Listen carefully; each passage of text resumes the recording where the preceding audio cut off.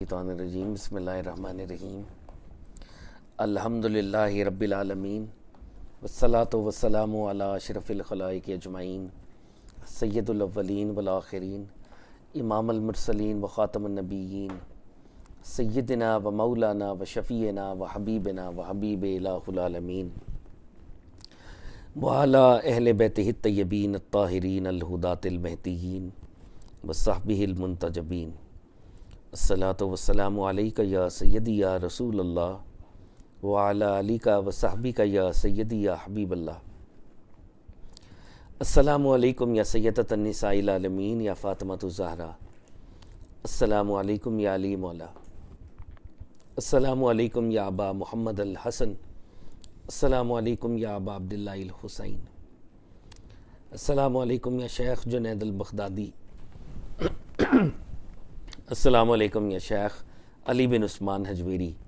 السلام علیکم یا شیخ عبد القادر جیلانی. السلام علیکم یا شیخ معین الدین چشتی اجمیری. السلام علیکم یا سید میرا حسین زنجانی. السلام علیکم یا حضرت سید یعقوب زنجانی.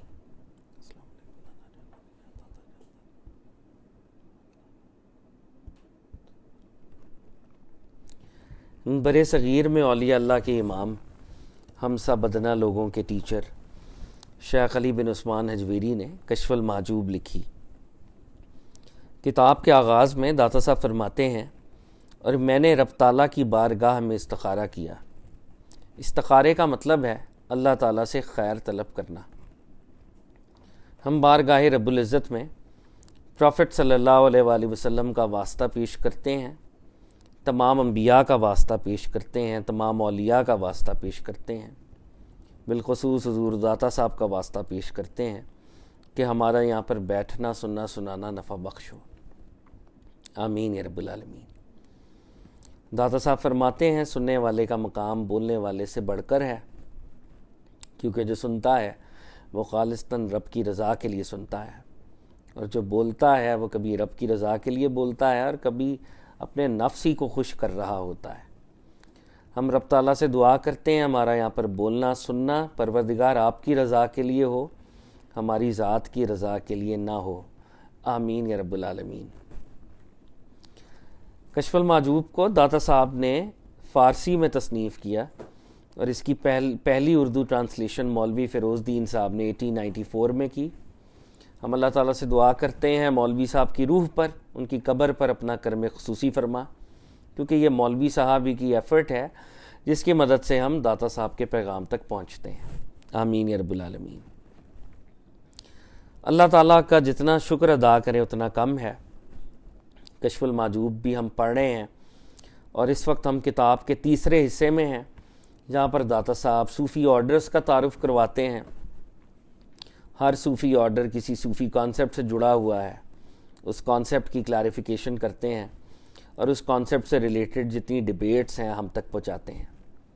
ہم فرقہ خرازیہ پڑھ رہے ہیں. ان کا تعلق حضرت ابراہیم خراز رحمۃ اللہ علیہ سے ہے، اور حضرت ابراہیم خراز رحمۃ اللہ علیہ نے فنا اور بقا کے اوپر سب سے پہلے کانورزیشن کی تھی، اور ان ٹرمز کو انہوں نے آرٹیکولیٹ کیا تھا.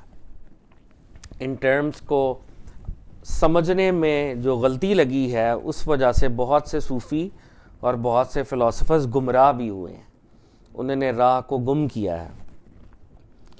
تو داتا صاحب نے یہ مناسب سمجھا کہ اس پر ڈیٹیلڈ وہ کانورزیشن کریں، تاکہ فنا اور بقا اور جو رب تعالیٰ کی توحید ہے ان کے درمیان جو رابطہ ہے وہ ہم انڈرسٹینڈ کر سکیں. کیونکہ داتا صاحب کے ہاں رب تعالیٰ کی ونس، رب تعالیٰ کی یکتائی، ان کا ایک ہونا وہ بہت زیادہ میٹر کرتا ہے. کسی بھی اسپریچول پاتھ پہ چلتے ہوئے رب سے رابطہ تو ہو سکتا ہے، لیکن رب کے ساتھ اتحاد فزیکل نعوذ باللہ، رب کے ساتھ پیوستہ ہو جانا نعوذ باللہ، یا کسی بھی فزیکل یونین میں آ جانا نعوذ باللہ، وہ پاسبل نہیں ہوگا. اور داتا صاحب کے ہاں یہ چیز بڑی امپورٹنٹ ہے. یہ وہ ریڈ لائن ہے جس کو آپ نے کراس نہیں کرنا. تو داتا صاحب نے اس لیے فنا اور بقا کے پر ڈیٹیلڈ کانورزیشن کی. ہم اس کانورزیشن کو اگر ایک اس کا اوور آل کوئک ریکیپ کریں اور پھر آج آگے چلیں، تو سب سے پہلے تو داتا صاحب نے ہمیں بقا کا مطلب بتایا. تو صاحب نے بتایا کہ بقا کو ہم 3 لیولز پر دیکھ سکتے ہیں. ایک لیول لینگویج کا ہے, ایک لیول بگنر صوفیاء کا ہے, اور ایک لیول جو ہے وہ ماسٹر صوفیز, جو صوفی ماسٹرز ہیں ان کا ہے. جو لینگویج کے سکالرز ہیں وہ 3 طرح کی بقائیں ہمارے سامنے رکھتے ہیں. ایک ایسی بقا ابھی ایگزسٹنس کے معنوں میں ہم اس کو استعمال کرتے ہیں, ایک ایسی بقا جس کے اول اور آخر دونوں میں فنا ہے, جیسے کہ یہ دنیا ایک ٹیمپرری سی بقا ہے, ایک اپروکسیمیٹڈ سی ایگزسٹنس ہے. دوسری بقا جس کے سٹارٹ میں فنا ہے اور بعد میں بقا ہے, جیسے کہ عالم برزخ, جنت دوزخ, یہ جو عالم ہے, یہ جو ریلم ہے, یہ پہلے تو نہیں تھا لیکن اللہ نے اس کو کریٹ کیا اور یہ ہمیشہ رہے گا. لیکن یہ بھی بقا جو ہے یہ ٹیمپرری ہے, اور اس بقا کے اندر بھی پرابلمز ہیں. جو فائنل بقا ہے جو لینگویج کے لوگ بتا رہے ہیں وہ رب تعالیٰ کی بقا ہے, وہ رب تعالیٰ کی ہمیشگی ہے, پرماننس, ایٹرنٹی, جو ٹائم اور اسپیس سے بیانڈ ہے. نہ اس کا کوئی سٹارٹنگ پوائنٹ ہے نہ اس کا کوئی کلمینیشن ہے, وہ ان پوائنٹ سے ہی آزاد ہے رب تعالیٰ. تو اصلی بقا تو رب تعالیٰ کی ہے. یہ لینگویج کے لوگوں نے 3 ہمیں بقائیں بتائیں. بگنر صوفی جو تھے, طالب جنہیں دا صاحب کہتے ہیں, طالبان, سیکرز یہ کہتے ہیں کہ جب ہم اپنے جسم کی, اپنے وجود کی نیگیٹیوٹی کو, نیگیٹیو ٹریٹس کو انائلیٹ کریں گے تو پازیٹیو ٹریٹس ہم ایکوائر کر لیں گے. یعنی منفی چیزوں کی فنا, مثبت چیزوں کی بقا ہوتی ہے. جھوٹ کی فنا سے سچ کی بقا ملتی ہے, غفلت کی فنا سے رب کے ذکر کی بقا ملتی ہے. تو دیکھا جائے جو سیکرز بھی بات کر رہے ہیں وہ بات پتے کی ہے, ادنا بات نہیں ہے, بات اس بات کے اندر دم ہے. اور ہمارے لیول کے لوگوں کے لیے وہ سیکرز کا لیول بھی بڑا میرا خیال ہے ایک لافٹی, ایک آئیڈیل ہو سکتا ہے, کیونکہ ہم اس پہ بھی نہیں ہیں ابھی. پھر دا صاحب نے کہا کہ فنا اور بقا کی جو یہ ٹرمز ہیں جب گرینڈ صوفی ماسٹرز استعمال کرتے ہیں تو یہ ولایت کی پرفیکشن, ولایت کی وہ جو ہائیسٹ اس کا سٹیشن ہو سکتا ہے, اس کے اوپر یہ بات ہو رہی ہوتی ہے. ولی جب ایک ایسے سٹیشن پر پہنچتا ہے کہ دیکھنے والی چیزیں اس کو عطا کر دی گئی ہیں, سننے والی چیزیں وہ سن چکا ہے, قلب نے جو سٹیٹس حاصل کرنی تھی وہ حاصل کر چکا ہے, اسپرٹ کی جتنی ایلیویشن ہونی تھی وہ ہو چکی ہے, وہ رب کے قریب آ گیا ہے, اور اس ریئلائزیشن کو ریئلائز کر چکا ہے کہ الٹیمیٹلی میرا کنیکشن بھی رب کے ساتھ سیپریشن ہی ہے, میرے کنیکشن کی انتہا بھی فراق ہے, سیپریشن ہے. میں کبھی بھی اس ڈیوائن اوشن میں ڈائیو نہیں کر سکتا, کیونکہ وہ رب ہے اور میں حادث ہوں, وہ قدیم ہے اور میں ایک بندہ ہوں. تو جب وہ اس سٹیشن پر پہنچتا ہے تو وہ رب کے ساتھ راضی برضا ہو جاتا ہے, اپنی ول کو گیو اپ کر دیتا ہے, اپنے اختیار کو گیو اپ کر دیتا ہے, اپنے اختیار سے بے اختیار ہو جاتا ہے اور رب کے اختیار پر سر جھکاتا ہے. اور وہ رب کے اس اختیار پر سر جھکاتے ہوئے ریئلائز کرتا ہے کہ اگر رب نے مجھے سیپریشن دی ہے تو یہ سیپریشن ہی میرا کنیکشن ہے, میں اس پر لبیک کہتا ہوں, اس سیپریشن کو آنر کرتا ہوں, اور اب رب کی جو خواہش ہوگی میں اس کو ایمولیٹ کرنے کی کوشش کروں گا, چاہے دنیاوی لیول پہ ہو چاہے کسی بھی ریلم میں جاؤں گا, رب کی خواہشات کو ایمولیٹ کروں گا, اپنی خواہش سے کچھ نہیں کروں گا. تو راضی برضا لفظ کے لیول پر ہونا اور اس جرنی کے بعد راضی برضا ہونا اصل میں فنا اور بقا کی حقیقت ہے. اب یہاں پر ایک چیز اور امپورٹنٹ سامنے آئی کہ جب ہم رب تعالیٰ کے قربت میں جاتے ہیں, نیئرنس میں جاتے ہیں, تو اب جو ہم ایگزسٹ کرتے ہیں ورڈ کے لیول پر ہم یہ کہتے ہیں کہ ہم باقی باللہ ہو گئے, ہم اللہ کی وجہ سے باقی ہو گئے. یہ باقی باللہ ایک ٹرم ہے, اللہ کی وجہ سے ہم باقی ہو گئے.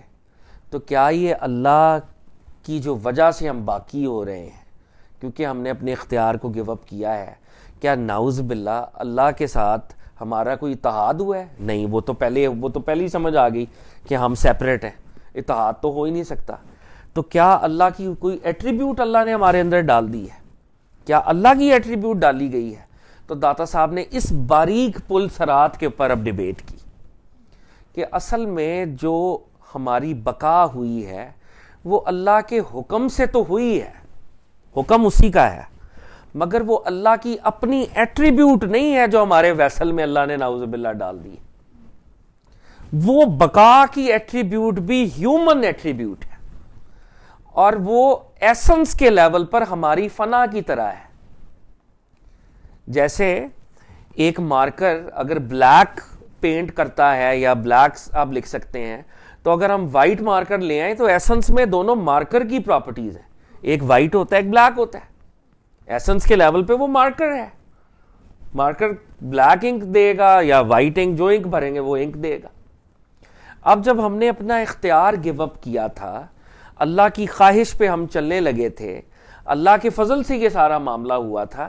یہ سٹیٹ جس کو ہم بقا کہہ رہے ہیں یہ بھی ہیومن پراپرٹی، اور اس کو غلط سمجھنے سے صوفی وحدت الوجود کی طرف چلے گئے اور کرسچنز نے حضرت عیسیٰ کو خدا بنا دیا. اس چیز کو غلط سمجھنے میں کہ حضرت مریم نے، ان کا کیا کرسچن آرگومنٹ تھا، حضرت مریم نے اتنے مجاہدات کیے، یعنی انورٹڈ کاماز میں انہوں نے اپنے آپ کو اتنا فنا کیا کہ وہ بقا پا گئیں، اور اس بقا کا جو فروٹ ہے وہ حضرت عیسیٰ ہے، اور وہ حضرت عیسیٰ بھی ڈیوائن ہے، وہ خود بھی اب وہ ٹرینٹی کی طرف نکل گئے. تو داتا صاحب نے اس پہ ڈیبیٹ کرتے ہوئے ہمیں یہ سمجھایا تھا کہ فنا بھی ہماری پراپرٹی ہے، بقا بھی ہماری پراپرٹی ہے، اور اللہ رب العزت کی کوئی پراپرٹی ہم کنٹین نہیں کر سکتے، کیونکہ بائی ڈیفینیشن وہ قدیم ہے اور ہم حادث ہیں، اور ہماری کوئی پراپرٹی اللہ میں نہیں جا سکتی. اللہ کیوں سیپریشن کو رکھتے ہیں کہ اگر ہماری کوئی پراپرٹی یا ہم فزیکلی اللہ میں چلے جاتے ہیں نعوذ باللہ، تو قدیم کے اندر حادث جاتا تو اللہ حادث چیزوں کا گھر ثابت ہوتا، اور جب وہ حادث چیزوں کا گھر ثابت ہوتا تو شرک ہو جاتا. اور یونین کے لیے دونوں چیزوں کا سیم ہونا ضروری ہے. حادث کا کنٹینر ہو سکتا ہے، قدیم کا کنٹینر ہو سکتا ہے، اور کائنات میں رب کے علاوہ اور کوئی قدیم ہے ہی نہیں. تو اس ساری ڈیبیٹ کو انہوں نے ریپ اپ کرتے ہوئے ہمیں یہ سمجھایا کہ ہم اپنے اختیار سے دستبردار ہو رہے ہیں، اللہ کی خواہشات پر عمل درآمد کر رہے ہیں، ہو یہ اللہ کے حکم سے رہا ہے، مگر یہ پراپرٹی ہیومن ہے، ڈیوائن نہیں ہے. اور اس کی اگزامپل دیتے ہوئے انہوں نے کہ اگر آگ کے اندر لوہے کو ڈال دیا جائے تو لوہا بے وقوفی میں اگر اپنے آپ کو آگ سمجھنا شروع ہو جائے تو وہ آگ نہیں ہوتا. جو آگ کی انہیرنٹ پراپرٹیز ہیں وہ آگ کی ہوتی ہیں، لوہے کی جو اپنی پراپرٹیز ہیں وہ لوہے کی ہوتی ہیں. تو ایک بندہ اگر خدا کی محبت کی آگ میں جل رہا ہے تو اپنے آپ کو بندہ ہی سمجھے، اپنے آپ کو خدا نہ سمجھے. اگر خدا کی محبت نے اس کو انویلوپ بھی کیا ہوا ہے اور اس کو نظر ہی خدا آ رہا ہے، تو ورڈ کے لیول پر تو وہ یہ کہہ سکتا ہے کہ تو ہی تو ہے، لیکن اصل میں اس کا یہ کہنا کہ تو ہی تو ہے یہ بھی اس کی کانشسنس ہی اسے بتا رہی ہے کہ وہ ہے اور میں علیحدہ ہوں. اگر لوہا آگ یہ کہنا شروع کر دے انن نار میں آگ ہوں، تو دا صاحب کہہ رہے ہیں ایسا نہیں ہے. لوہا ہے، آگ ہے، بندہ ہے، رب ہے. ان الحق کہنے سے کوئی بندہ نعوذ باللہ خدا نہیں ہو جاتا. یہ ایک ورڈ کے لیول کے اوپر ایک مغالطہ ہے، ایک ایگزیجریشن ہے. تو فنا 3 لیول پہ انہوں نے سمجھا دی، فنا اور بقا دونوں کو انہوں نے بتا دیا.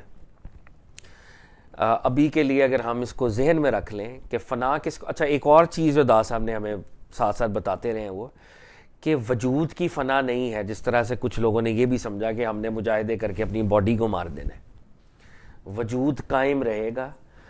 ہمارے نفس کی نیگیٹیوٹی کو ہم فنا کرنا چاہ رہے ہیں، جو ہم مجاہدے کرتے ہیں، نفس کو نفس امارہ سے نفس لوامہ اور نفس مطمئنہ بنانا چاہ رہے ہیں. تو وجود قائم رہے گا، وجود میں کوئی کمی بیشی نہیں ہوگی. تو اس لیے جیسے اس دن بھی بات ہو رہی تھی کہ جو اچھے صوفیز ہوتے ہیں وہ ہیلدی بھی ہوتے ہیں، وہ فزیکلی اسٹرانگ بھی ہوتے ہیں. وہ یہ نہیں ہوتے کہ ان کو 4 بندے اٹھا رہے ہیں، وہ اپنا کام خود کرنے والے ہوتے ہیں. دے آر فزیکلی ہیلدی، اور وہ وہ شکل صورت کے بھی اچھے ہوتے ہیں. یعنی کہنے کا مقصد اپنا خیال رکھنے والے ہوتے ہیں. یہ نہیں ہے کہ وہ بالکل ہی پڑے ہوئے ہیں اور وہ ملنگ ہیں. دا صاحب اس بات کو تسلیم نہیں کرتے. تو اپنے وجود کی جو اس کی باڈی کی جو سسٹیننس کے لیول کی نیڈز ہیں وہ آپ پوری کرتے ہیں, وہ پوری کرنی چاہیے. لیکن آگے یہ ڈبیٹ آئے گی کہ پھر کچھ وہ ولی جو ہیں 15 دن نہیں کھاتے, تو یہ کیوں نہیں کھاتے اور کیا ہم ان کو فالو کریں. تو داتا صاحب اس ڈبیٹ کو بھوک کے چیپٹر میں پارٹلی ایڈریس کریں گے کہ یہ جو بھوکے رہتے تھے یہ ان کے ساتھ کیا معاملہ ہوتا تھا. تو بہرحال یہ اب فنا اور بقا ہی کی دوسری ڈبیٹ ہم آگے لے کے چلتے ہیں.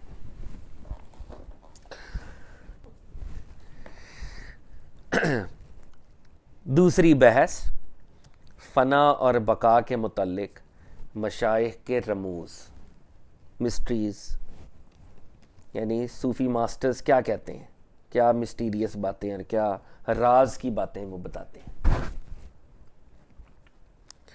مشائخ رضی اللہ تعالی عنہم میں سے ہر ایک کے لیے اس معنی کے متعلق ایک لطیف امر ہے. کہہ رہے ہیں کہ سارے مشائخ نے اس میننگ میں بڑی بڑی ڈیلیکیٹ باتیں کی ہیں. چنانچہ حضرت ابو سعید خراز رحمۃ اللہ علیہ جو صاحب مذہب ہیں, یعنی جنہوں نے یہ اسکول آف تھاٹ ڈیولپ کیا ہے, وہ فرماتے ہیں فنا سے مراد بندے کا اپنی بندگی کو دیکھنے سے فانی ہو جانا ہے, اور بقا سے مراد بندے کا مشاہدہ الہی کے ساتھ باقی رہنا ہے. یعنی عمل میں اپنی بندگی کو دیکھنا خرابی ہے. حضرت ابو سعید خراز کہہ رہے ہیں فنا سے مراد بندے کا اپنی بندگی کو دیکھنے سے فانی ہو جانا. بندگی کیا ہے؟ Submission, surrender. ہم اللہ کی عبادت کرتے ہیں اور کہیں نہ کہیں ہمارے اندر یہ ایروگنس پیدا ہوتی ہے کہ ہم اللہ کی عبادت کر رہے ہیں, ہم نے اتنے روزے بھی رکھ لیے, اتنا یہ بھی کر لیا. تو یہ جو ایروگنس پیدا ہو رہی ہے یہ اللہ کے پاتھ میں ایک بہت بڑا ہرڈل اور ویل ہے. وہ کہہ رہے ہیں کہ سب سے امپورٹنٹ چیز جس کو ہم نے فنا کرنا ہے وہ بندے کی بندگی ہے. رہنا ہم نے بندے کے طور پہ ہے, عمل ہم نے کرتے رہنا ہے, لیکن ہمیشہ ہمیں ہمارے اندر یہ فیلنگ بیدار ہونی چاہیے کہ رب کا حق بہت زیادہ ہے اور ہمارے اعمال بہت کم ہے. اپنی بندگی کو نہ دیکھیں, چاہے 100 نفل پڑھیں, چاہے 10 سال کی عبادت کریں, چاہے ایک ٹانگ پہ کھڑے ہو کے اللہ کو پکاریں, لیکن اپنی بندگی کو ہمیشہ کم تر سمجھیں, فنا کر دیں اس کو, سمجھیں کہ یہ ہم نے عمل ہی نہیں کیا, ہم اس گناہگار کی طرح ہیں جس نے اللہ کا کبھی ذکر نہیں کیا, ہم ویسے گھٹیے ہیں. تو فنا کا مطلب کیا ہے؟ بندے کا بندگی کو دیکھنے سے فانی ہو جانا. اور اس کا یہ مطلب نہیں کہ وہ عبادت نہیں کر رہا, عبادت اس نے ایسی ہی کرنی ہے جیسے کہ کرنے کا حق ہے, لیکن اس کو امپورٹنس نہیں دینی اپنی عبادت کو, اپنی بندگی کو, اس کو کم تر سمجھنا ہے ہمیشہ. اور بقا سے مراد بندے کا مشاہدہ الہی کے ساتھ باقی رہنا ہے. اور بقا کیا ہے؟ کہ نظر اور توجہ اور کمپریہنشن خدا کے ساتھ رہے. یعنی عمل میں اپنی بندگی کو دیکھنا خرابی ہے. یعنی جب آپ ایکشن کر رہے ہو اور ایک طرف اللہ کے اوپر توجہ ہو اور ساتھ یہ توجہ بھی ہو کہ میں نمازیں پڑھ رہا ہوں, میں کتنا اچھا ہوں, تو دا صاحب کہہ رہے ہیں یہ تو بڑی گھٹیا بات ہے کہ ایک طرف رب کے ساتھ توجہ ہو اور دوسری طرف اپنے اعمال پر توجہ ہو. بندگی میں اعمال کو دیکھنا یہ خرابی ہے. یعنی اگر آپ اللہ کے بندے ہیں تو اپنے اعمال کو دیکھنا بند کر دیں اور یہ ٹرانزیکشنل ریلیشن شپ سے باہر نکل آئیں. This is bad, this is wrong. تو دا صاحب کہہ رہے ہیں چنانچہ بندہ بندگی کی حقیقت پر اس وقت پہنچتا ہے جب وہ اپنے عمل کو نہ دیکھے اور اپنے فعل کو دیکھنے سے بالکل فنا ہو جائے اور اللہ تعالیٰ کے فضل کو دیکھنے کے ساتھ باقی رہے. تو کہہ رہے ہیں دا صاحب کہ آپ نے اپنے اعمال کو نہیں دیکھنا, اپنے افعال کو نہیں دیکھنا, یہ فنا کی حقیقت ہے. اگر رمضان کا مہینہ ہے, اگر آپ بہت زیادہ ڈونیشن کر رہے ہیں, اللہ نے آپ کو وسعت عطا کی ہے, تو ڈونیشن کرنے کے بعد اگر ایروگنس پیدا ہو رہی ہے تو بڑی زیادتی کی بات ہے. اور اگر یہ کیفیت ہے کہ آپ سمجھیں کہ میں نے تو کیا ہی کچھ نہیں, حالانکہ آپ نے اپنا مال ہی دے دیا ہو سب کچھ, لیکن یہ کیفیت ہو کہ یار زیادہ کرنا چاہیے تھا, بہت کم کیا ہے, تو دا صاحب اس کی طرف ہمیں ہماری توجہ دلا رہے ہیں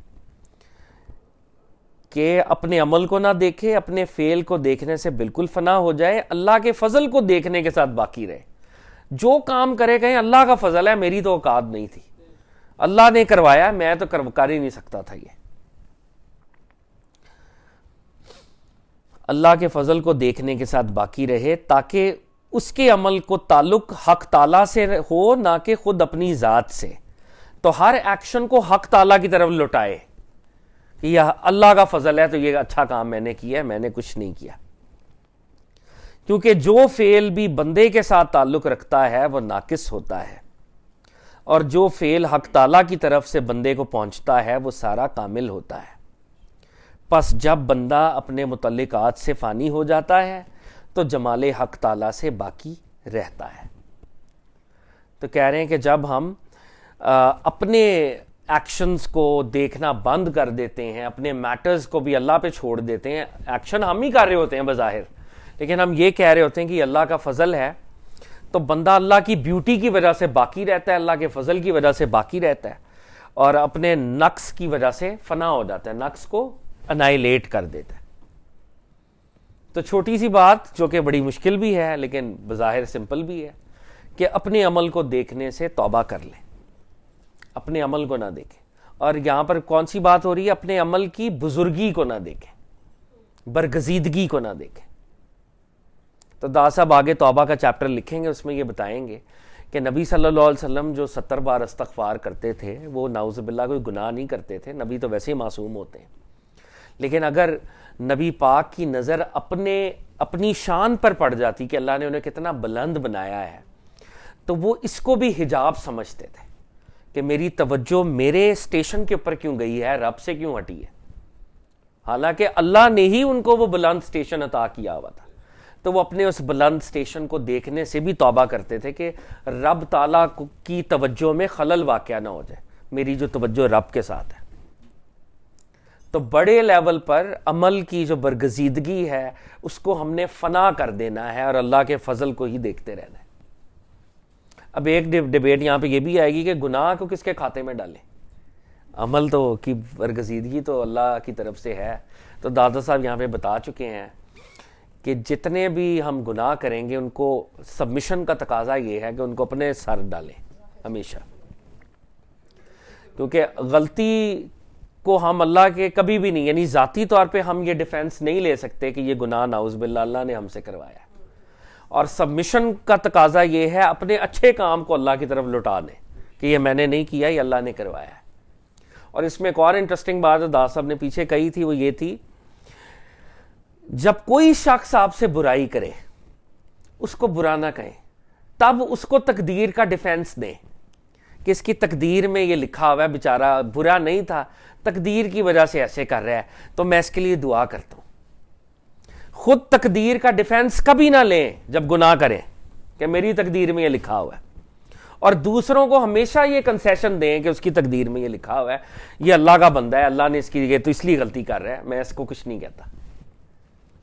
یعنی ایک عام آدمی کو جب اس کے سامنے کسی نے کوئی برائی کی تو اس کو جانے دو, کنسیشن دے دو کہ بیچارہ مجبور ہے نا, تقدیر میں لکھا ہوا ہے تو گناہ کر رہا ہے, جانے دیں اس کو. خود گناہ کریں گے تو تقدیر کا کبھی ڈیفینس نہیں لیں گے کہ میری تقدیر میں لکھا ہوا ہے, اور اچھے کام کو بھی رب کی طرف لوٹائیں گے. یہ دادا صاحب نے 3 باتیں بتائی تھیں جس پہ عمل کیا جائے تو بندے کا رب تعالیٰ سے جو اس کی بندگی کا تعلق ہے, سبمیشن کا تعلق ہے, وہ پکا اور مستحکم ہوتا ہے. تو بہرحال اگلا کال جو ہے حضرت ابو یعقوب نہر جوری رحمت اللہ علیہ فرماتے ہیں, حق بندگی کا صحیح ہونا فنا اور بقا میں مضمر ہے. یعنی آپ کی بندگی پرفیکٹ کب ہوتی ہے؟ جب آپ فنا اور بقا کو کریکٹلی انڈرسٹینڈ کرتے ہیں. فنا اور بقا میں چھپا ہوا ہے بندگی کی پرفیکشن, مضمر اس میں چھپی ہوئی ہے. حق بندگی کا صحیح ہونا, پرفیکشن ان بندگی فنا اور بقا میں مضمر ہے, چھپی ہوئی ہے. اس لیے کہ جب تک بندہ ہر ایک چیز سے بیزاری ظاہر نہ کرے، خالص خدمت خلق کے لائق نہیں ہوتا، پس بشریت کے لوازم سے بیزاری ظاہر کرنا فنا ہے اور خالص اللہ کی عبادت کرنا بقا ہے۔ تو یہ حضرت ابو یعقوب نہر جوری رحمۃ اللہ علیہ فرما رہے ہیں کہ جو آپ کی عبادت کی لائلٹی ہے، عبادت کی سنسیریٹی ہے اور عبادت کی پیورٹی ہے، اس کا تعلق جو ہے فنا اور بقا کو کریکٹلی انڈرسٹینڈ کرنے میں ہے۔ بندے کا یہ کام ہے کہ ہر کریٹڈ چیز سے دل کو ہٹا لے، جتنی بھی کریٹڈ چیزیں، اور بندہ اگر مخلوق کی خدمت بھی کر رہا ہے نا، مخلوق کی خدمت کر رہا ہے یعنی ویلفیئر کا کام کر رہا ہے، تو ویلفیئر کے کام کرنے کے لیے دو کنڈیشنز ہیں جو پیچھے داتا صاحب نے بتائی ہیں، اور ایک یہاں پر بھی وہ بتا رہے ہیں کہ آپ کا دل دنیا کی چیزوں میں نہ ہو۔ جب آپ کا دل دنیا کی چیزوں میں نہیں ہوگا تو اللہ کی مخلوق کی مدد کریں گے نا۔ جب آپ کا دل ہی نہیں ہے، آپ اس کو دیتے رہیں گے ساری چیزیں اپنی۔ اور دوسری بات یہ ہے کہ آپ اپنے آپ کو خادم سمجھیں گے، اس کو ماسٹر سمجھیں گے۔ اللہ کا جو بنایا گیا بندہ ہے، یہ اللہ کا بندہ ہے، میں اس کا خادم ہوں، میرا کام ہے کہ میں اس کی مدد کروں، یہ سپیریئر ہے میرے سے۔ تو یہ ہوگا کہ کب؟ یہ ہوگا تب جب آپ فنا اور بقا کو کریکٹلی انڈرسٹینڈ کریں گے۔ اور کیا انڈرسٹینڈ کریں گے؟ کہ دنیا کی ہر چیز مالک کے مقابلے میں فانی ہے، دے دینی چاہیے۔ اور جب میں اس سٹیٹ میں آؤں گا کہ دنیا کی ہر چیز فانی ہے، دے دینی چاہیے، تو میری توجہ کس پہ ہوگی؟ رب تعالیٰ کے ساتھ۔ اب جب میں عبادت کروں گا تو خالصتاً دنیا کے ریوارڈ کے لیے عبادت نہیں کروں گا کہ زیادہ رزق ملے، زیادہ پیسے ملیں، اچھی جابز ملیں۔ اب میں صرف اللہ کے لیے خالص ہو کر عبادت کروں گا، یعنی اب جو میں باقی رہوں گا وہ صرف اللہ کی وجہ سے باقی رہوں گا۔ اب میں جو ایگزسٹ کروں گا وہ اللہ کی وجہ سے کروں گا۔ ہم ان تین جملوں کو اگر دوبارہ دیکھ لیں، حضرت ابو یعقوب نہر جوری رحمۃ اللہ علیہ فرماتے ہیں حق بندگی کا صحیح ہونا فنا اور بقا میں مضمر ہے، اس لیے کہ جب تک بندہ ہر ایک چیز سے بیزاری ظاہر نہ کرے، ہر ایک چیز کریٹڈ چیز سے منہ نہ موڑے، خالص خدمت خلق کے لائق نہیں ہوتا۔ یعنی آپ ویلفیئر کا کوئی کام کر ہی نہیں سکتے جب تک آپ کے دل سے دنیا نہ نکلے۔ آپ کے دل سے دنیا نکلے گی، جو دنیا کے طلبگار ہیں ان کو آپ دنیا کے لیول پہ ہیلپ کر سکیں گے، یہ لو تمہیں کپڑے چاہیے، یہ لو تمہیں کھانا چاہیے، لو۔ آپ کا دل نہیں ہے کپڑوں اور کھانوں میں۔ پس بشریت کے لوازم سے بیزاری ظاہر کرنا فنا ہے۔ بشریت کے لوازم، ہمارے اندر کوئی اسینشل نفس کی چیزیں اللہ نے ڈالی ہوئی ہیں، اسینشل ہیں وہ، یعنی وہ ہمارے اندر ہوتی ہیں، وہ نمود و نمائش، لوگوں کے سامنے اپنے آپ کو پروجیکٹ کرنا، پاور کی پروجیکشن، نالج کی پروجیکشن، ویلتھ کی پروجیکشن۔ وہ کہہ رہے ہیں یہ جو لوازم ہیں، اسینشل نیگیٹو چیزیں ہیں، ان سے منہ موڑنا اصل میں فنا ہے۔ تو دنیا کی ہر چیز جو کہ آپ کے لوازم میں سے ہے، جو آپ کے اندر ہے نفس کے، جب آپ اس سے منہ موڑتے ہیں تو آپ فنا میں جاتے ہیں۔ اور یہ آپ کو ہیلپ کیا کرتی ہے؟ ویلفیئر کے کام کرنے میں بھی ہیلپ کرتی ہے۔ اور اب جو آپ کو بقا ملے گی، جو آپ کو ایگزسٹنس ملے گی، اب جو آپ عبادت کریں گے وہ خالصتاً اللہ کے لیے کریں گے، دنیا کے کسی ریوارڈ کے بغیر کریں گے۔ تو پس بشریت کے لوازم سے بیزاری ظاہر کرنا فنا ہے اور خالص اللہ کی عبادت کرنا بقا ہے۔ اللہ کی عبادت کسی ریوارڈ کے بغیر کرنا۔ ہمارے جو آج کل کا صوفی جو پروجیکٹ ہے، جو آج کل چل رہا ہے، وہ تو ہے ہی ہے، ہمیں وظیفہ بتا دیں، اس وظیفے سے یہ ہو جائے گا، اس وظیفے سے یہ ہو جائے گا۔ سارا ریلیشن ہی ٹرانزیکشنل ہے، شادی، یونیورسٹی کے داخلے، G R E, SAT, S A Ts کا سکور، نوکری۔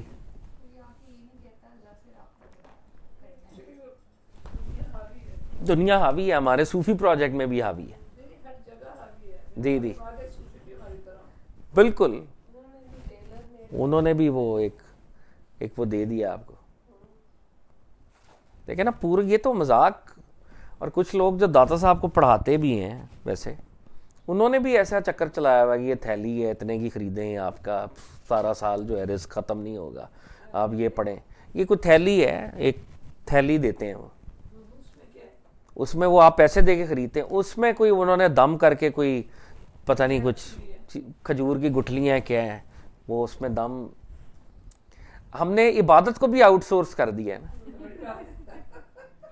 یہ 6 بچوں نے اس کے پر پڑھا ہوا ہے, اس پہ ہمارا ایفرٹ لگی ہے, وہ پیسے اس کے آپ دے دیں اور یہ تھیلی آپ کو اب سیکریٹ مل گئی ہے, تو اس کی جو ریڈیشنز ہیں ہاں برکہ وہ آپ کے گھر میں ہو جائے گی اور وہ رزق کی رزق ہوگا. وہ ایسے بھی ہیں کچھ ایسا بھی ہے ہاں, برکہ کا وہ کوئی ٹائم کے ساتھ بھی ہے کہ 3 مہینے تک اتنی برکت والی تھیلی. تو ابا استغفر اللہ. تو یہ حضرت ابو یعقوب نہر جوری رحمۃ اللہ علیہ نے فنا اور بقا کے ایک اور درجے کا مطلب جو ہے ہمیں سکھایا ہے.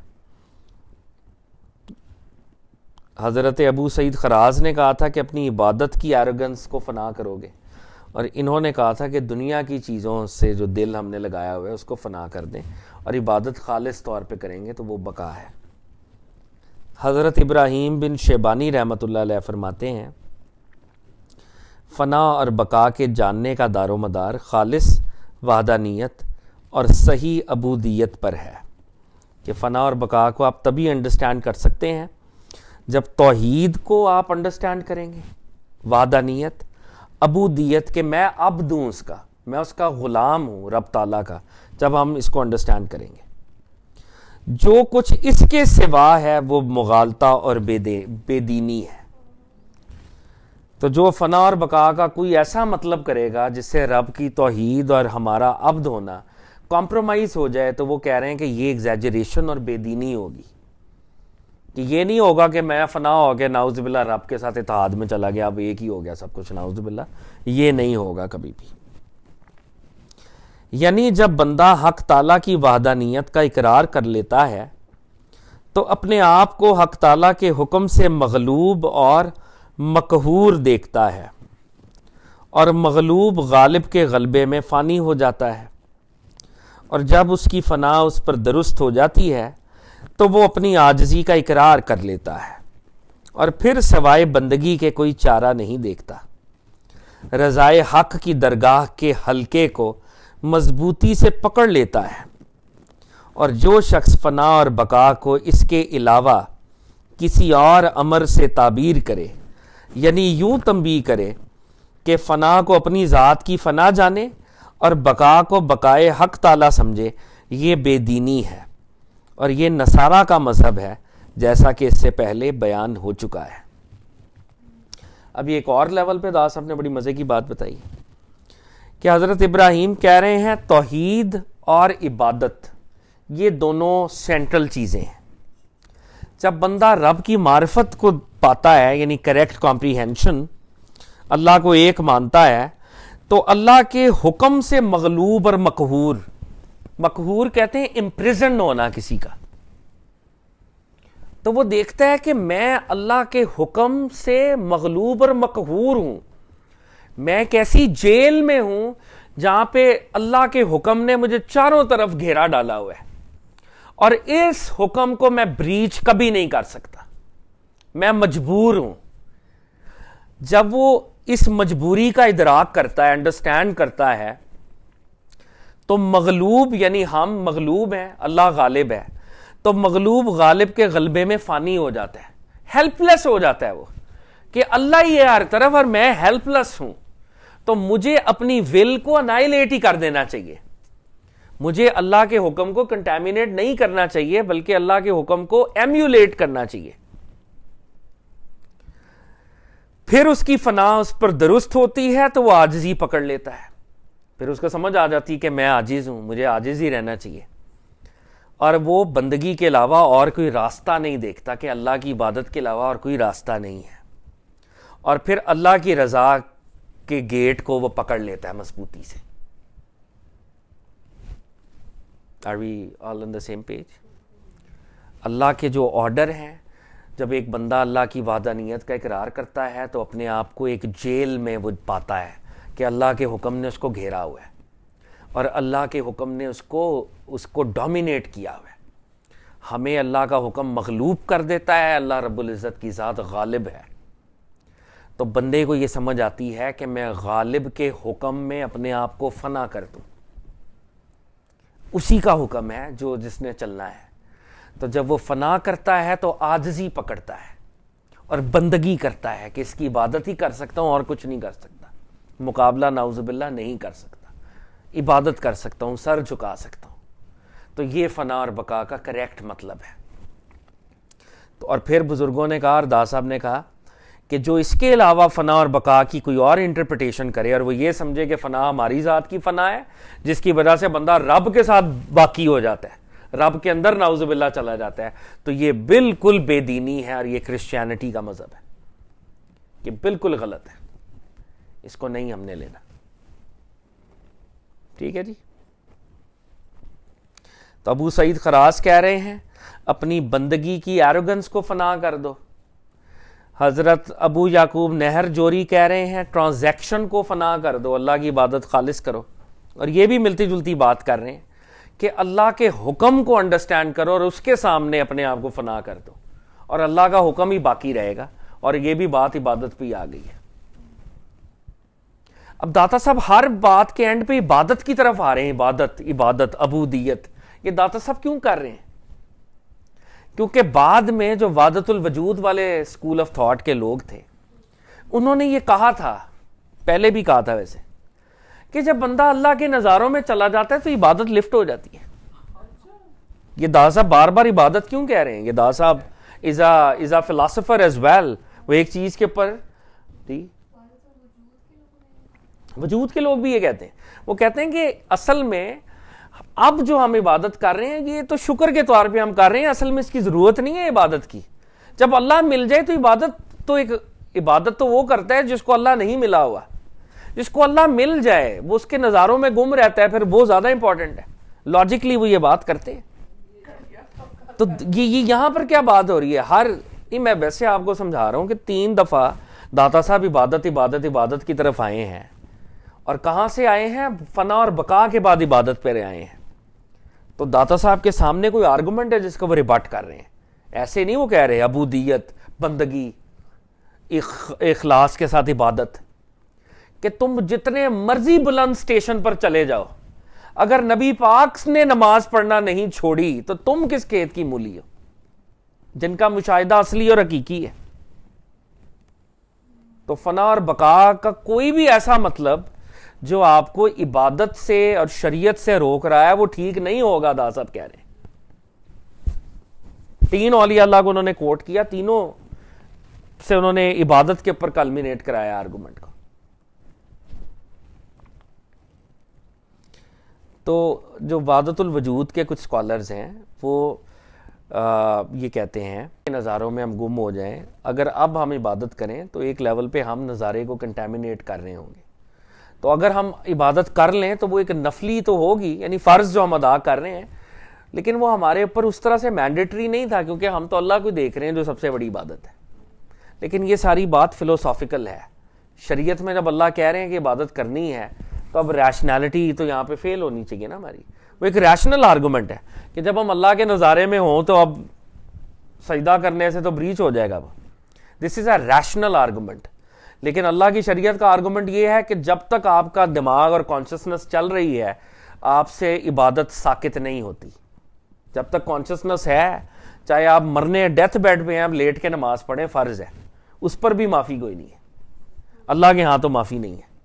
تو ریشنالٹی تو پیچھے چلی گئی نا. ایک بندہ مر رہا ہے تو اگر وہ نماز کا ٹائم ہے تو نماز اس پہ فرض ہی ہے، اس سے ساکت نہیں ہے، چاہے لیٹ کے پڑھے، جیسے بھی پڑھے.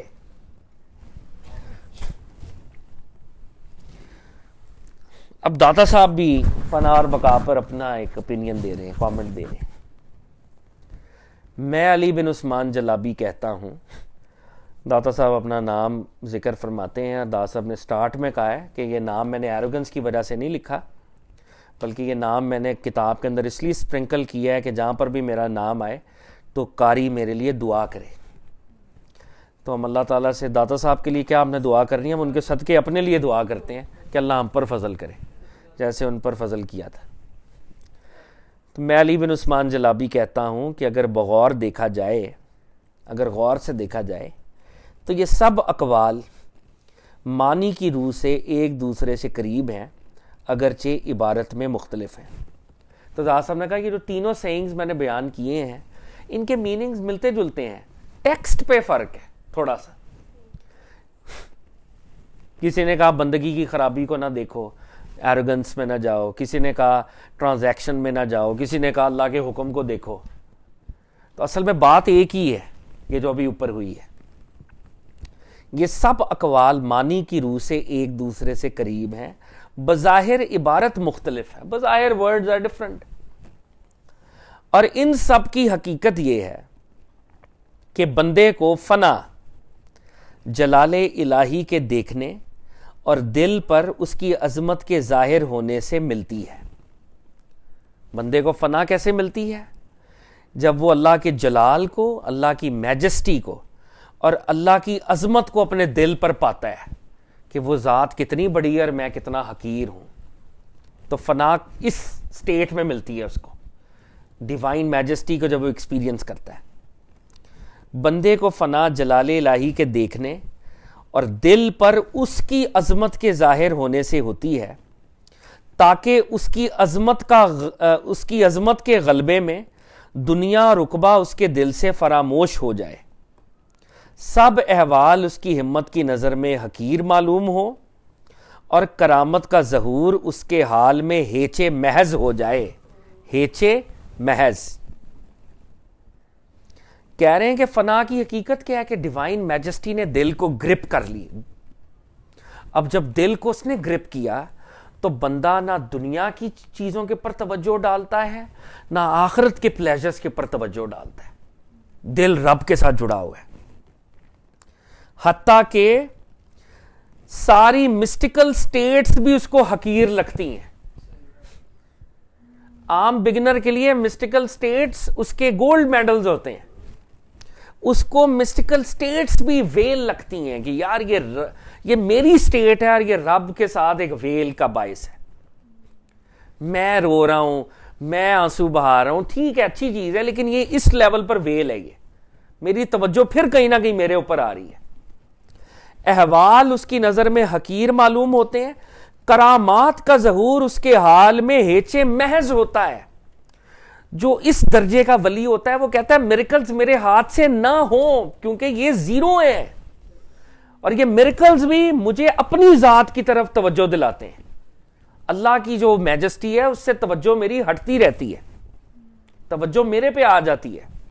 ہیچے محض وہ بلکہ کہتا ہے یا اللہ کرامات نہ دینا, اپنی مجھے بس کنیکشن دینا, مجھے نہیں چاہیے کرامات, میں نے نہیں ہونا پاپولر.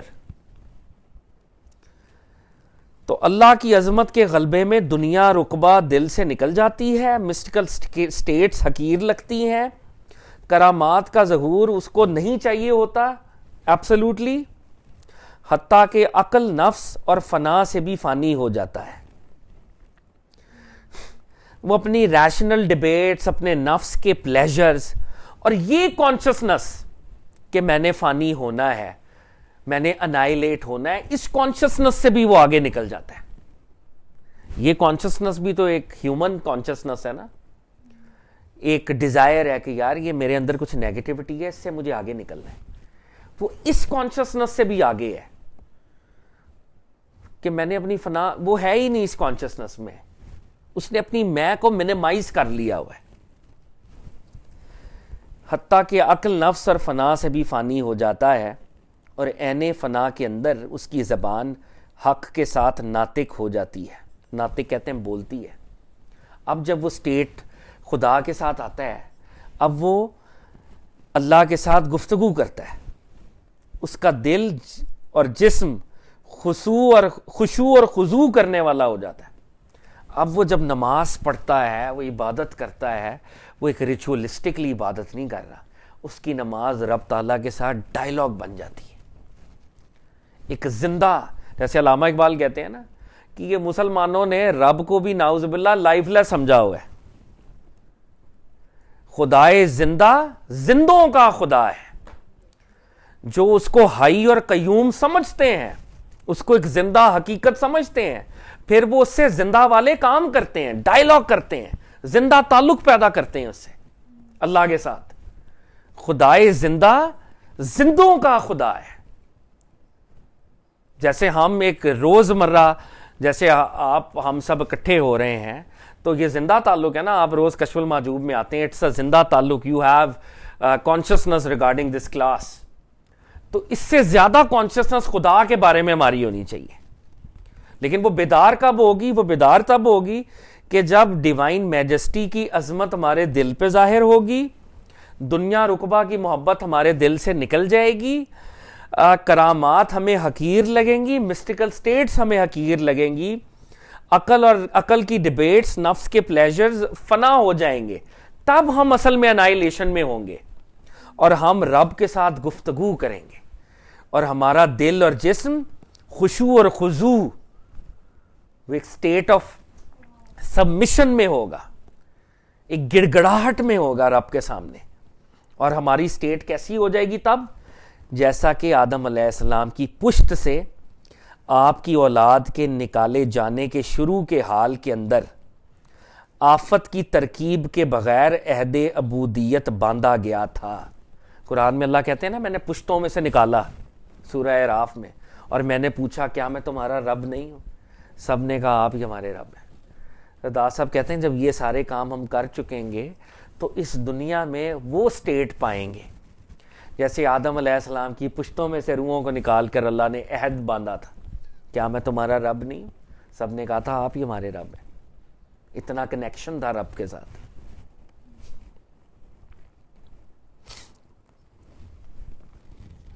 تو یہ تو داتا صاحب نے فنا کی بات کی ہے نا، یہ ساروں کو ایک انہوں نے کنڈینسڈ فارم کے اندر بتا دی ہے اس کی حقیقت، جس میں وہ خود کہہ رہے ہیں. میں علی بن عثمان جلابی یہ کہتا ہوں. تو داتا صاحب کہتے ہیں ایک شیخ اسی معنی میں فرماتے ہیں، اگر مجھے معلوم ہوتا کہ تیری طرف پہنچنے کی کیا صورت ہے تو میں اپنے آپ کو اور اپنے تمام متعلقات سے فنا کر لیتا اور تیرے اشتیاق میں روتا رہتا. اشتیاق وہ انتظار ہے نا، تجسس، کریوسٹی. تو وہ کہہ رہے ہیں کہ اگر مجھے معلوم ہوتا کہ رستہ کون سا ہے، اللہ انفینٹ ہے نا، اللہ انفینٹ ذات ہے. تو داتا صاحب نے اس کی جو رستہ تیری طرف پہنچنے کی کیا صورت ہے، تو داتا صاحب نے ایک جگہ کہا اسی کتاب میں یہ سمجھاتے ہوئے کہ رستے دو ہیں، ایک رستہ جو اوپر سے نیچے آ رہا ہے اور ایک رستہ جو نیچے سے اوپر جا رہا ہے. جو نیچے سے اوپر جا رہا ہے وہ رستہ غلط ہے، جو اوپر سے نیچے آ رہا ہے وہ رستہ صحیح ہے. میں بتاتا ہوں، جو نیچے سے اوپر جا رہا ہے وہ میری ایفرٹ ہے، میں اللہ کی طرف جانا چاہ رہا ہوں، اپنی ایفرٹ سے نہیں جا پاؤں گا. جو اوپر سے نیچے آ رہا ہے وہ اللہ کا فضل ہے، وہ اللہ کا کرم ہے. تو ایز اے ٹریولر میں اپنے عمل کی وجہ سے کبھی اوپر جا نہیں سکتا، صرف لے جایا جا سکتا ہوں جب وہ لے جائے. یعنی ایک لیول پر یہ جو فنا اور بقا کی ڈیبیٹ ہے یہ بالکل ہی زیرو ہے، کیونکہ یہ میں کر بھی نہیں سکوں گا جب تک اللہ نہیں چاہیں گے. تو کہہ رہے ہیں کہ اگر مجھے معلوم ہوتا نا کہ روٹ کون سا ہے تو خدا کی قسم میں اپنا سب کچھ دیتا اور تیرے اشتیاق میں گڑ گڑا کے تیرے رستے پہ چلتا. لیکن میں تو آ ہی نہیں سکتا جب تک تو نہیں بلائے. تیرا بلانا بہت ضروری ہے، وہ رستہ جو اوپر سے نیچے ہے. اس کی جو دنیا کے لیول کی اگزامپل ہے وہ پروفٹ صلی اللہ علیہ وسلم کی معراج ہے. مطلب ایک زیادہ جو بلیٹنٹ اگزامپل ہے جو قرآن اور حدیث میں ہے کہ آقا صلی اللہ علیہ وآلہ وسلم کو اوپر والے نے اپنی مدد اور اپنے فضل اور اپنی خواہش سے اوپر لے کے گئے.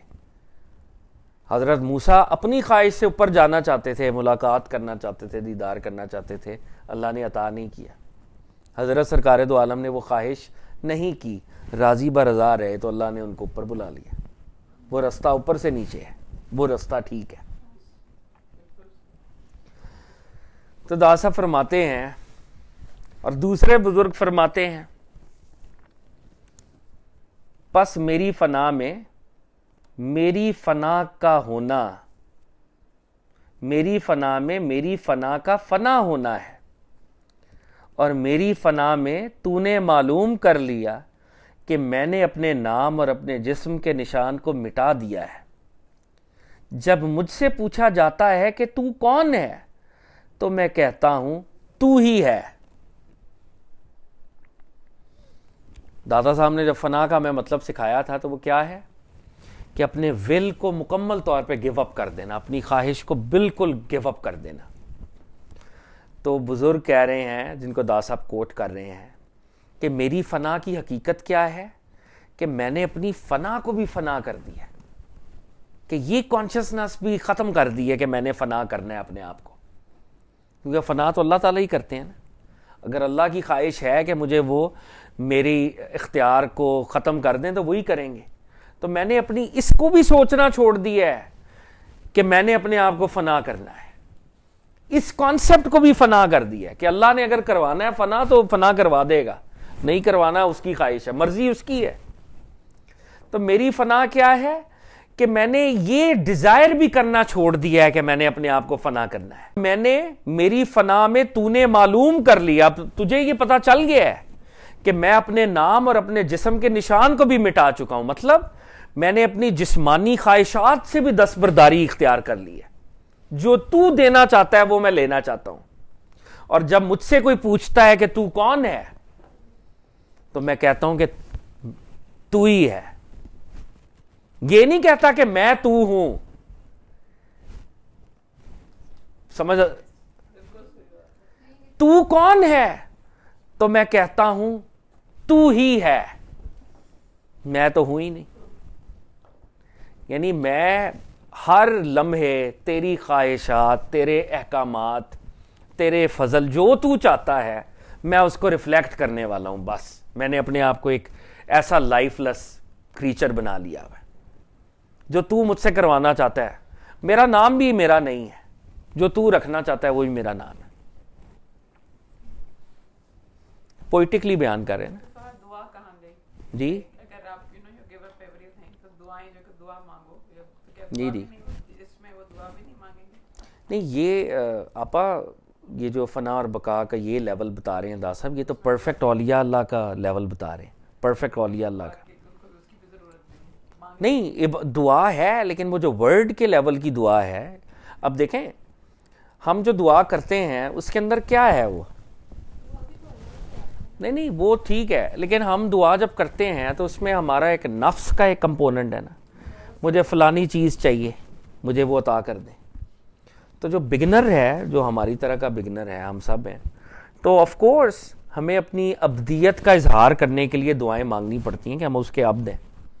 اور ہمارے درجے پہ جیسے پروفٹ صلی اللہ علیہ وسلم کی حدیث بھی ہے کہ جوتے کا تسمہ بھی ٹوٹ جائے تو اللہ سے مانگو، دعا کرو۔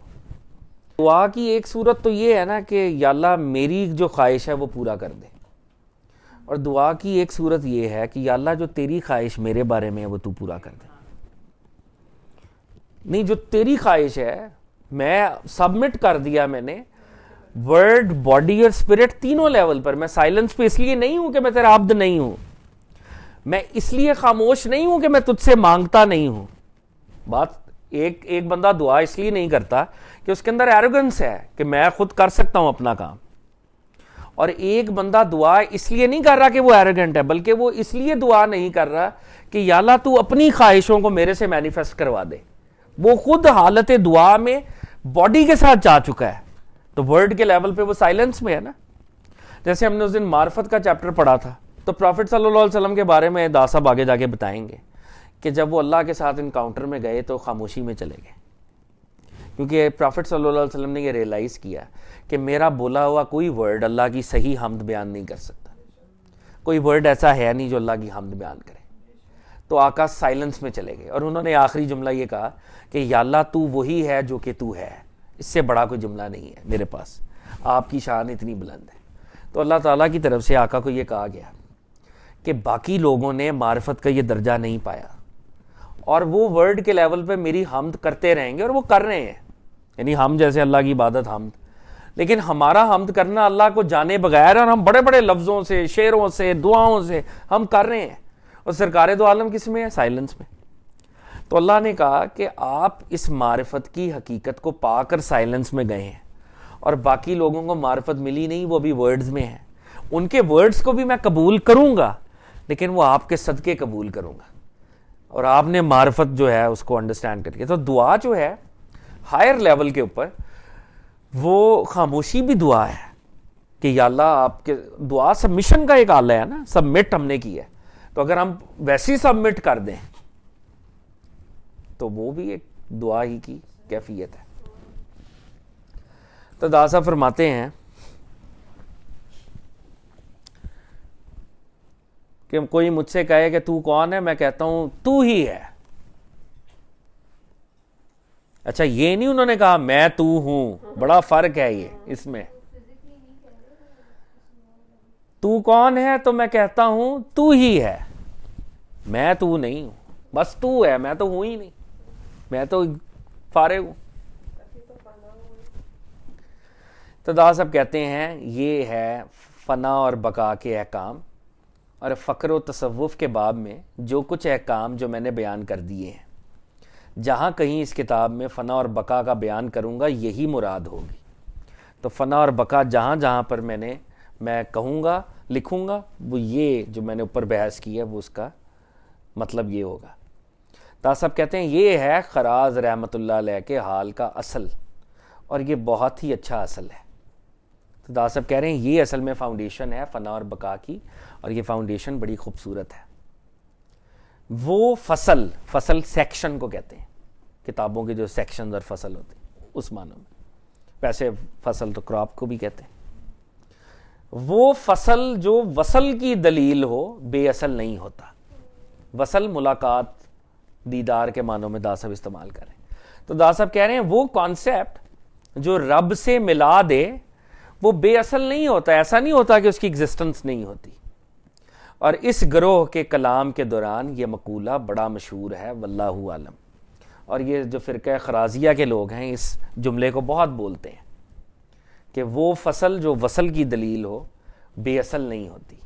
یعنی وہ کانسیپٹ یا وہ سیکشن یا وہ نالج جو رب سے ملا دے وہ بے اصل نہیں ہوتا, بلکہ اپنی حقیقت رکھتا ہے, اس کی ایگزسٹنس ہوتی ہے.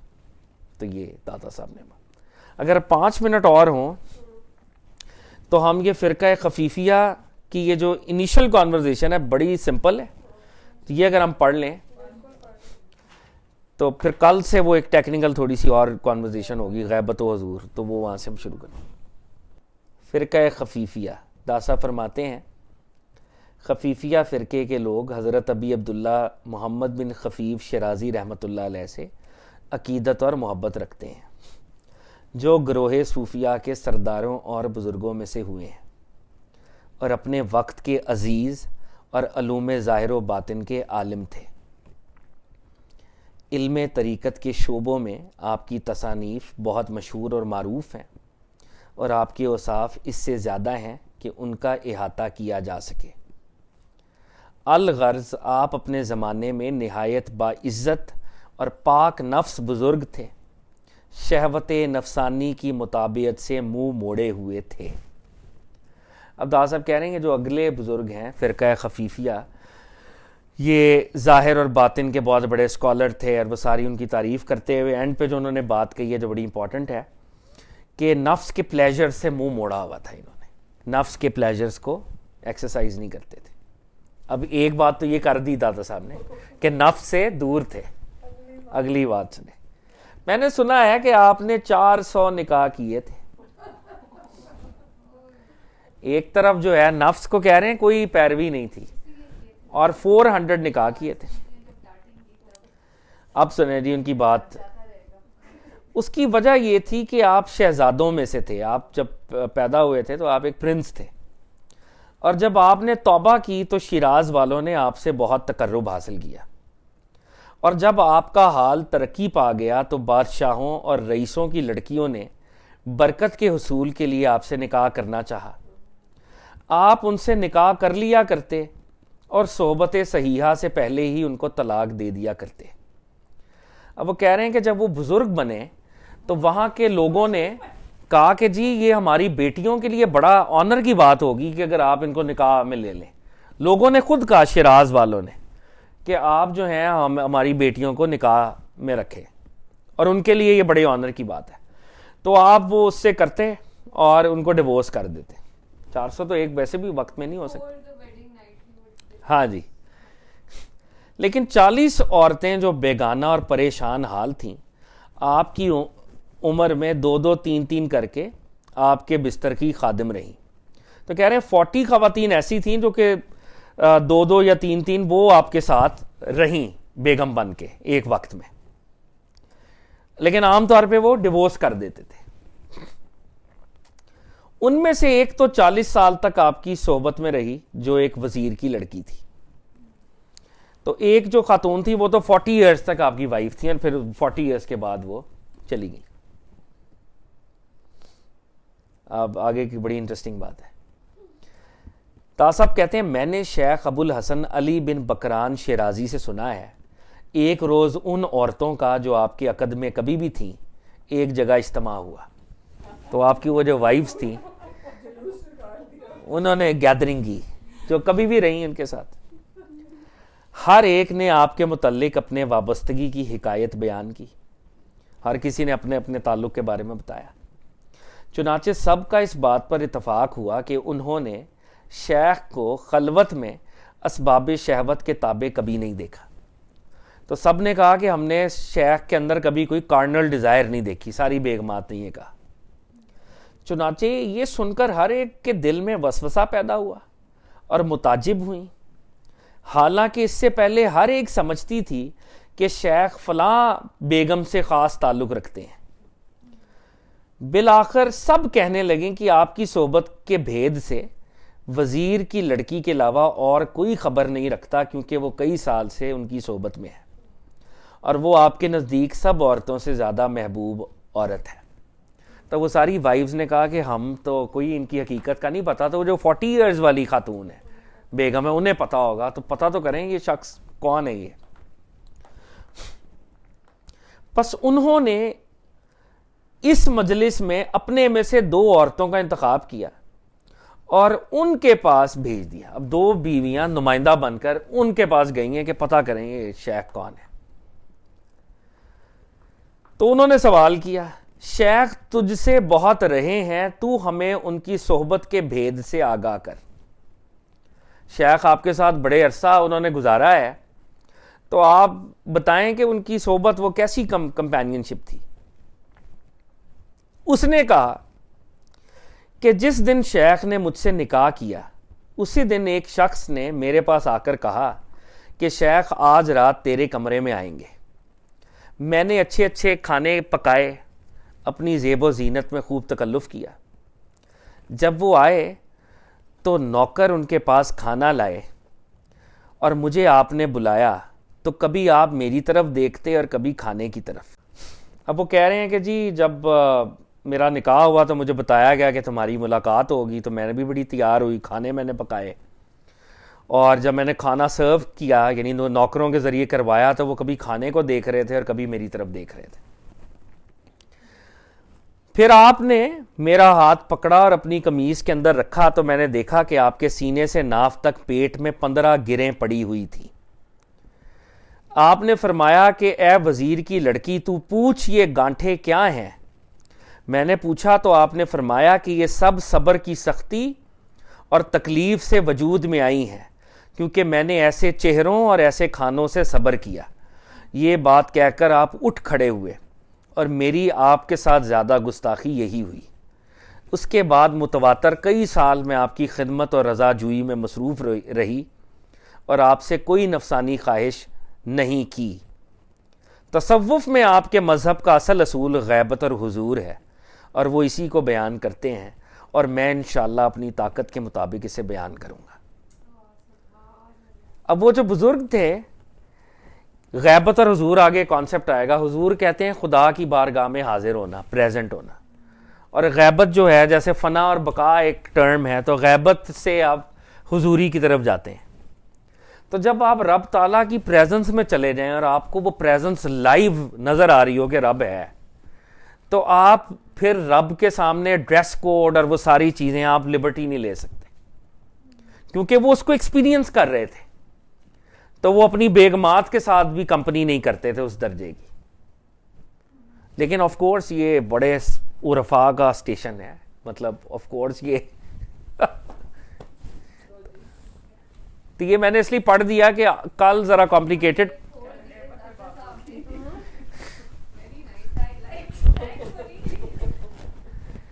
کمپلیکیٹڈ کانورزیشن کل ہوگی اس میں. اعوذ باللہ من الشیطان الرجیم، بسم اللہ الرحمن الرحیم.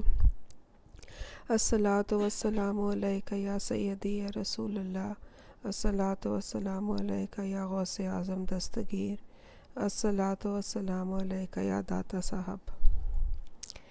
تم مسلمانوں کو تکلیف دینے سے بچو، کیونکہ وہ تکلیف و ایذا دینے والوں کے بدن میں زہر اور اس کی محتاجی اور سزا و عذاب کا باعث ہے. اے اللہ اور اس کے خاص بندوں سے غافل و جاہل، تو ان کی غیبت اور بدگوئی کا ذائقہ مت چکھ، یقیناً وہ زہر قاتل ہے.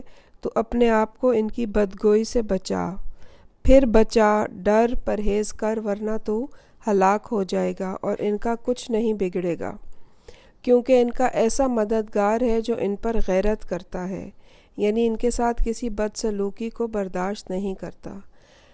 اے منافق، کہ تیرے دل میں نفاق کا شک وابستہ ہو گیا ہے اور وہ تیرے ظاہر و باطن کا مالک بن گیا ہے. توحید اور اخلاص کو اپنی تمام حالتوں میں استعمال کر، تجھے شفا حاصل ہوگی اور تیرا شک جاتا رہے گا. تمہیں کیا ہو گیا ہے کہ تم بہت زیادہ حدود و شریعت کو توڑتے ہو اور اپنے تقوی کی زرہوں کو پارا پارا کرتے ہو. زرہ وہ ہوتی ہے جو جنگ سے پہلے پہن کے پرانے زمانے میں لوگ جایا کرتے تھے آرمر اپنے بچانے کے لیے. تو اپنے تقوی کی زرہوں کو پارا پار کرتے ہو، اپنی توحید کے کپڑوں کو ناپاک کرتے ہو اور اپنے نور ایمان کو بجھاتے ہو، اور اپنے تمام حالات و افعال میں اللہ تعالیٰ کے دشمن بنے چلے جاتے ہو. تم میں جب کوئی فلاح پاتا ہے اور نیک عمل بھی کرتا ہے اور اس میں خود پسندی کی آمیزش ہوتی ہے اور مخلوق کے دکھاوے کے ساتھ اور مخلوق کی تعریف کے ساتھ ملا ہوا ہوتا ہے، افسوس، صد افسوس. تم میں سے کوئی شخص بھی جب اللہ تعالیٰ کی عبادت کا ارادہ کرے تو اس کے لیے ضروری ہے کہ وہ مخلوق سے جدا ہو جائے، کیونکہ اعمال میں مخلوق کا دکھاوا اعمال کو باطل کر دیتا ہے. حضور نبی اکرم صلی اللہ علیہ وآلہ وسلم کا فرمان ہے، تم تنہائی کو لازم پکڑو، کیونکہ وہ عبادت ہے اور تم سے پہلے صالحین کا یہی طریقہ رہا ہے. اے صاحبوں، تم ایمان کو لازم پکڑو، اس کے بعد ایقان اور اس کے بعد فنا کو، اور اس کے بعد وجود کو اللہ تعالیٰ کے ساتھ، نہ کہ اپنے اور اپنے غیر کے ساتھ. اور یہ سب حدود شریعت کی حفاظت اور حضور اکرم صلی اللہ علیہ وآلہ وسلم کی رضامندی اور کلام کی خوشنودی کے ساتھ ہوں، جو سنایا گیا ہے اور پڑھا گیا ہے. اور جو شخص اس کے خلاف کہیں اس کے لیے کوئی عزت و کرامت نہیں. اور یہی قرآن مجید جو کاغذوں اور تختیوں پر لکھا ہوا ہے اللہ تعالیٰ کا کلام ہے، جس کا ایک کنارہ اس کے ہاتھ میں ہے اور ایک کنارہ ہمارے ہاتھ میں، اور اس میں تغیر اور تبدیل نہیں ہو سکتا.